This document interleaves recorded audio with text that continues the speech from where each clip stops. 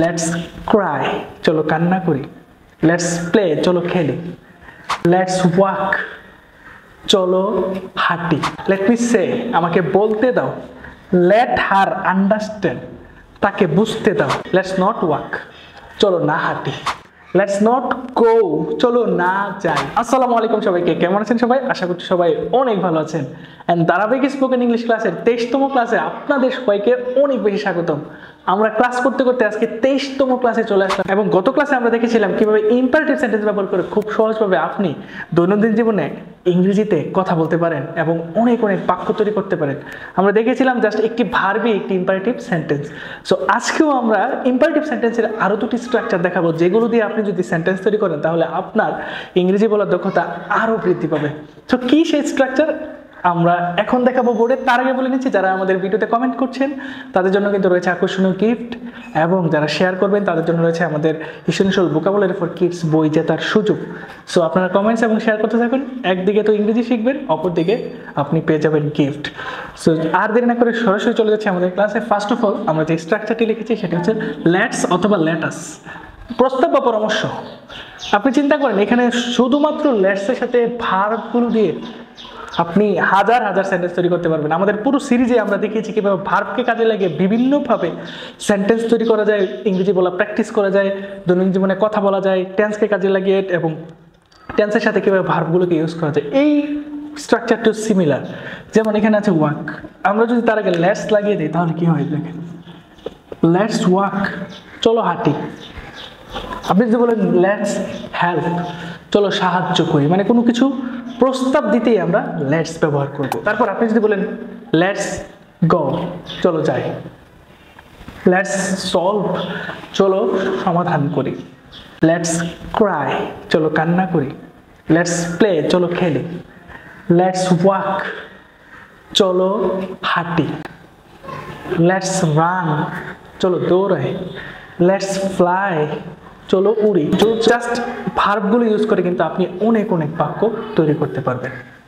এরপর আমরা যে স্ট্রাকচারটি দেখাবো সেটাও সেম ইম্পারেটিভ সেন্টেন্সেরই স্ট্রাকচার, কিন্তু এটা আরও সহজ। যেমন আমরা এখানে দেখিয়েছি লেট মি গো, মানে হচ্ছে আমাকে যেতে দাও,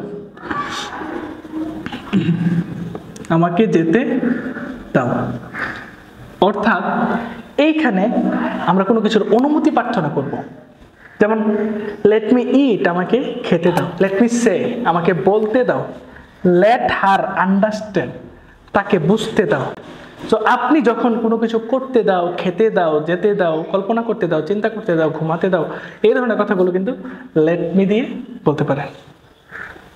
তারপর আপনি বলতে পারেন লেট মি মেক, আমাকে তৈরি করতে দাও। লেট মি লার্ন, আমাকে শিখতে দাও।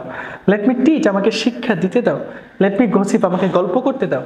লেট মি ইট, আমাকে খেতে দাও।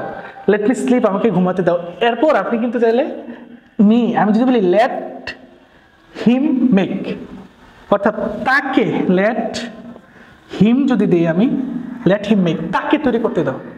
এখানে আপনাদেরকে অবশ্যই সাবজেক্টের অবজেক্টিভ ফর্মগুলো বসাতে হবে।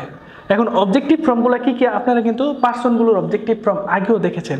আমি যদি দেখাই আপনাদের, যেমন এখানে যদি অবজেক্টিভ ফর্মগুলো লিখি, যেমন আই এর অবজেক্ট হচ্ছে মি, উইর অবজেক্ট হচ্ছে আস, এবং ইউর অবজেক্ট হচ্ছে ইউ, হি এর অবজেক্ট হচ্ছে হিম, শি এর অবজেক্ট হচ্ছে হার, এবং দের অবজেক্ট হচ্ছে দেম। সো আপনি এইখানে সবসময় অবজেক্টিভ ফর্মগুলো বসাবেন। তো সেক্ষেত্রে আমি যদি বলি যে লেট হিম লার্ন, তাকে শিখতে দাও। লেট হিম টিচ, তাকে শিক্ষা দিতে দাও। আমি সবগুলোতে এক্সাম্পল দিয়ে আপনাদের দেখাচ্ছি যেন আপনারা প্র্যাকটিস করতে সহজ বোধ করেন। তারপর আমরা যদি হার দিয়ে প্র্যাকটিস করি তখন হবে লেট হার লার্ন, তাকে শিখতে দাও। লেট হার টিচ, তাকে শিক্ষা দিতে দাও। লেট হার গসিপ, তাকে গল্প করতে দাও। লেট হার ইট, তাকে খেতে দাও। লেট হার স্লিপ, তাকে ঘুমাতে দাও। এরকম করে আপনি জাস্ট সাবজেক্টের অবজেক্টিভগুলো দিয়ে কিন্তু সেন্টেন্স তৈরি করবেন। সো আজকে যে দুটি স্ট্রাকচার দেখিয়েছি, এই দুটি স্ট্রাকচার আপনারা আজকে সারাদিন প্র্যাকটিস করতে থাকেন এবং আরও ভার্ব দিয়ে আপনারা আরও বেশি সেন্টেন্স তৈরি করেন। চাইলে আপনারা এগুলো নেগেটিভও তৈরি করতে পারেন, যেমন লেটস ওয়াক, চলো হাঁটি। লেটস নট ওয়াক, চলো না হাঁটি। লেটস নট হেল্প, চলো সাহায্য না করি। লেটস নট গো, চলো না যাই। লেটস নট সলভ, চলো সমাধান না করি। আপনারা কিন্তু এগুলো নেগেটিভও করতে পারেন। লেটস নট ক্রাই, চলো না কান্না করি। লেটস নট প্লে, চলো না খেলি।